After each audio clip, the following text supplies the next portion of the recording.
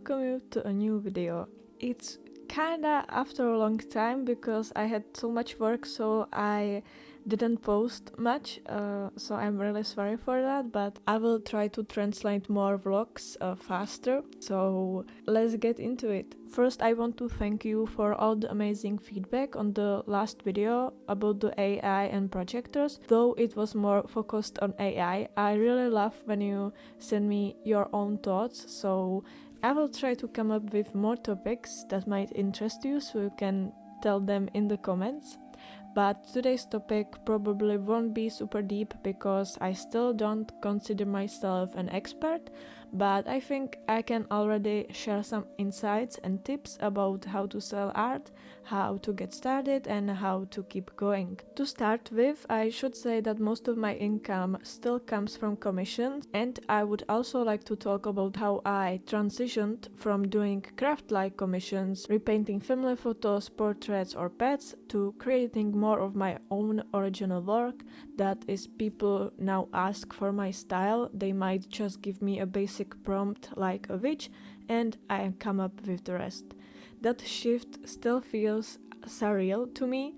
It only really happened less than a year ago. Back then I was only doing family portraits, and now those kind of requests don't even come in anymore. And I don't mean to say that there is anything wrong with those commissions, but for many of us artists it's still more of a craftsmanship. You don't get to use your own creativity so much, which is often the part artists love the most. At least that's how it is for me. I think one of the things that helped me the most was having my original work on social media. Since I make darker, sometimes spooky but also fairy tale-like pieces, I doubt someone looking for a traditional family portrait would think of me.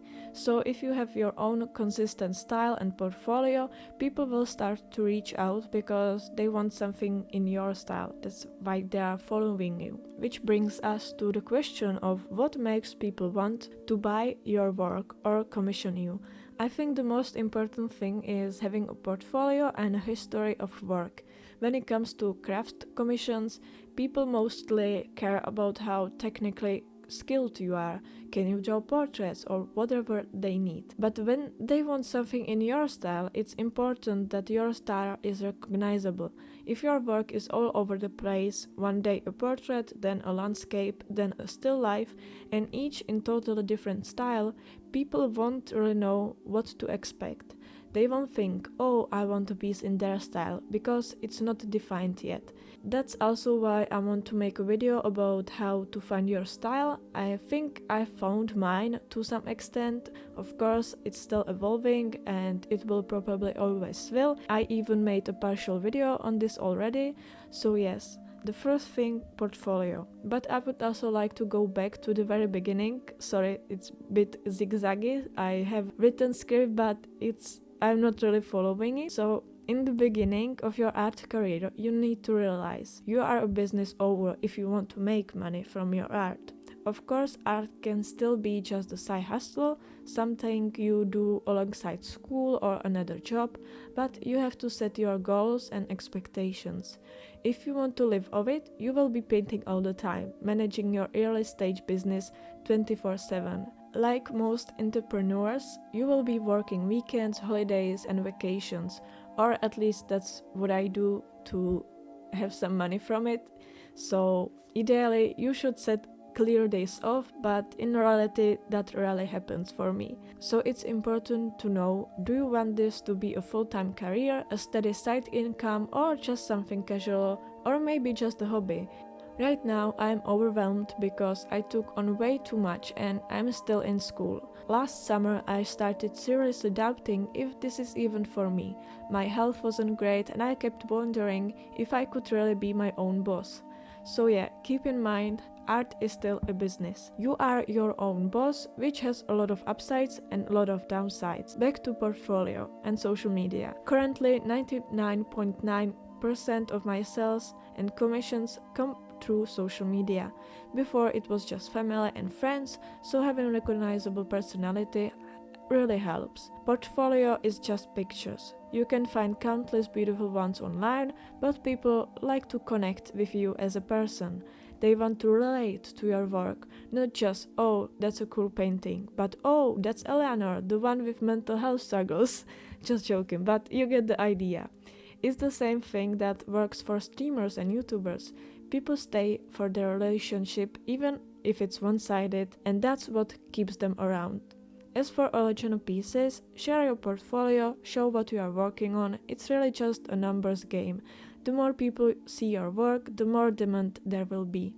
Having a website is probably smart. I don't have one, though I wanted to, but I ended up selling most of my paintings through direct messages on social media, so I kind of gave up on that.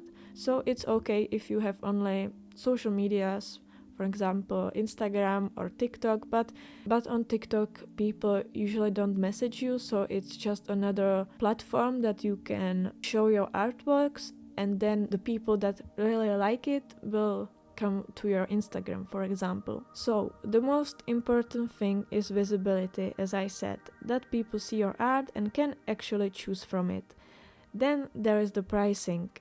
I don't charge based on time, I have preset prices. Like if it's a painting 50 by 70 centimeters, I will say it's around $350, but it's in Czech Republic, so I think in USA or other countries it will really vary, so with this price don't apply it to yourself because it's always a different to where you live, how long you are doing the art, if you are a famous painter, and etc. So I stick to that for similar formats. Of course, the complexity also matters. If there is only one face in the painting, it will be cheaper than with 10 faces when there is a harder composition and all of this stuff. So that's how I price my work, based on format and complexity. Some people charge by the hour, but I don't track my time.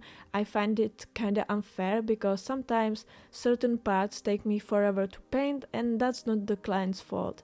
So I prefer pricing by complexity and size. So the summary will be: have your own portfolio, be active on social media, create a personal brand so people remember you. Of course, there's way more tips and tricks, but I would say I'm still a beginner in this selling art stuff, so don't take it too literally. This is just what works for me personally. It can be way different for you, but I just wanted to share my experience with selling my art.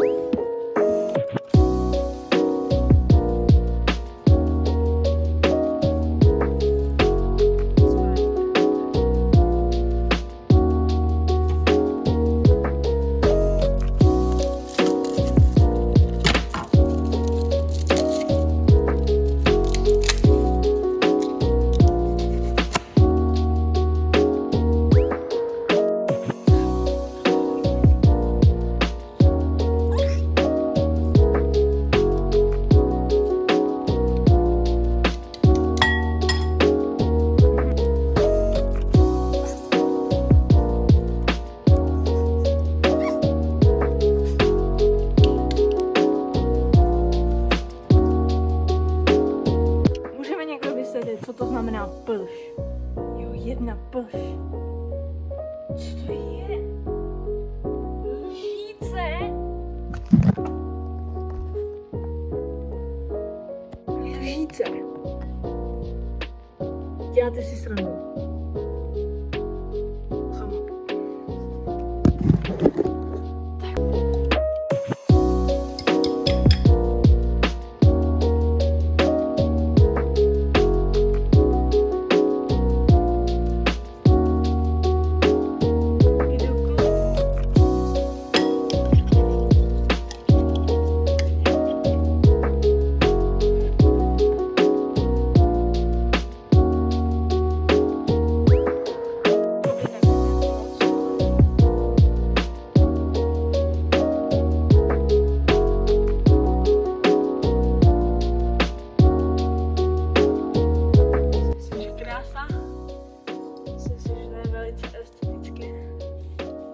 Dámy a pány, jsou na čase brambory.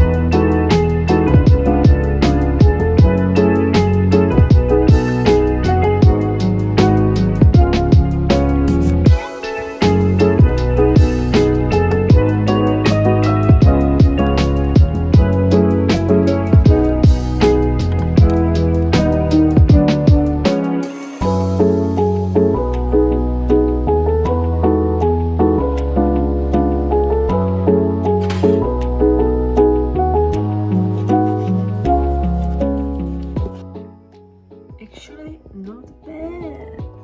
I'm starting a new painting, but you will have to wait until the next video to see it. So bye bye!